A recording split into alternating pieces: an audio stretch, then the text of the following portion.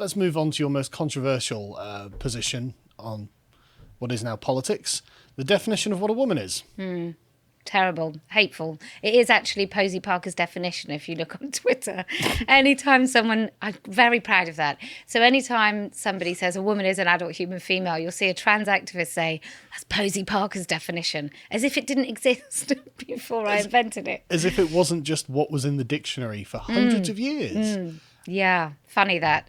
I knew when I came up with the billboard, I knew that woman was the thing that they were trying to take. Ultimately, if you can't say the word woman and it means adult human female, then you can't really use the word woman effectively in any context whatsoever.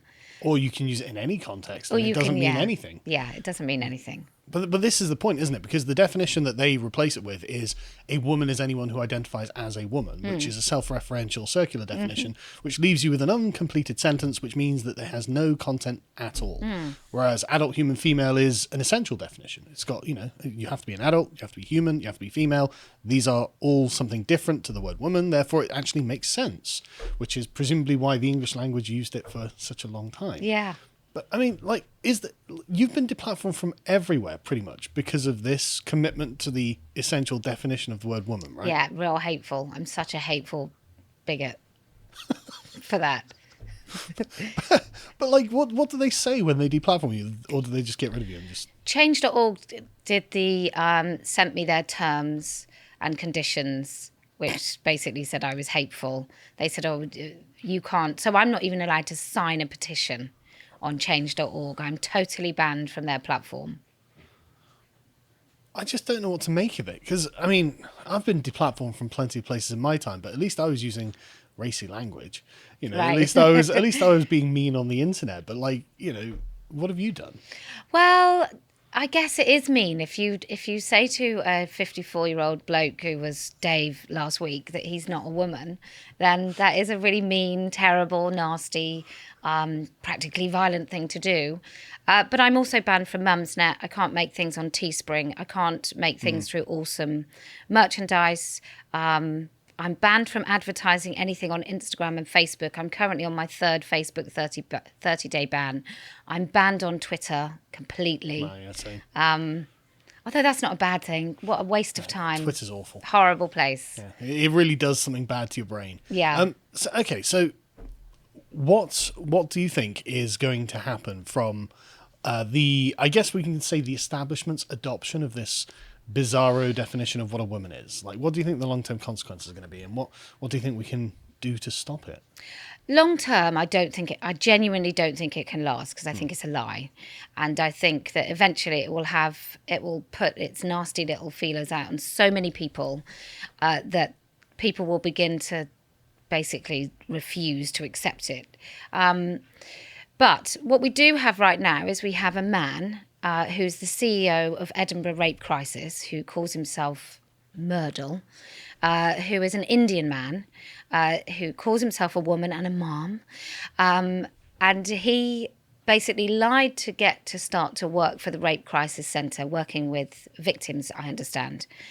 And he basically got his foot in the door, and now he's the CEO, and he shouldn't have got the job anyway, because it should be, under the Equalities Act, it should be sex exempt. They should have used the sex exemption, so it should have just been for women. And you've got women defending him. So I don't know if it gets too much worse than that. I mean, teachers in schools telling kids that they can choose their gender. So I think that's where we are. How worse it can get, I don't know. More rapists in women's prisons, maybe. We've covered this ourselves, actually. This is something that happens, isn't it? I mean, do you think we're going to end up with trans prisons, specifically? Well, I don't know. I think that's a step too far to lock them all up. But that's not what I'm saying. No. You know what I joking, mean. Sorry. You know what I mean. Do I think there should be a third space? I think that's what campaigners should campaign for, if anything. Personally, I think that if we just stop people, I don't know, if we made prisons safe for all men, do I think a really effeminate, quite weak man, maybe with mental health issues, is any safer in a men's prison than somebody who calls himself a woman? No, I don't. Do we have separate spaces for those men? No, we don't. So I think when you've got all types of, I think suicide is quite bad in men's prisons. I think suicide generally is pretty bad in male populations. And so I don't see why just because a man sticks on a dress, whether he deserves any more rights as a man in our society than any other man. But if women have more rights than men, then you can see the appeal, can't you? Which rights do we have? The rights to sort of exclusive spaces and preferential treatment and things like this. And I think it's fair to say that men do have a kind of soft spot for women and want to give them the benefit of the doubt, and in a way that they don't to other men. Is that fair? Well, that's because you know other men. That's right. Right? Yeah, and that's why women don't give the benefit of the doubt to other women. Well, that's probably true. I mean, I'm very familiar with the totally vile side of women, in particular feminists. Most of the things that are said about me online are said by other women. Yeah. So I'm with you on that. Yeah. I think what happened is men really did occupy the corridors of power. Yes. And obviously that needed some sort of breaking. Whether that meant that women then should have every single golf club as like 50-50 or whatever, I think that's a bad idea. Do I think girls should be in Boy Scouts? Absolutely not. I think both boys and girls, men and women, deserve space away from each other, as long as it's not in some sort of place where you can hold influence and power, and then it's not a good thing. So I understand the train of thought where men are like, well, this is what you asked for. I do get it. I just don't see that. I look at my daughter and I think, did she ask for that? Did she ask for men in her toilets? No, she didn't. Did some women who decided that there was no difference between men and women, is this what they asked for? Is this the logical conclusion of their activism?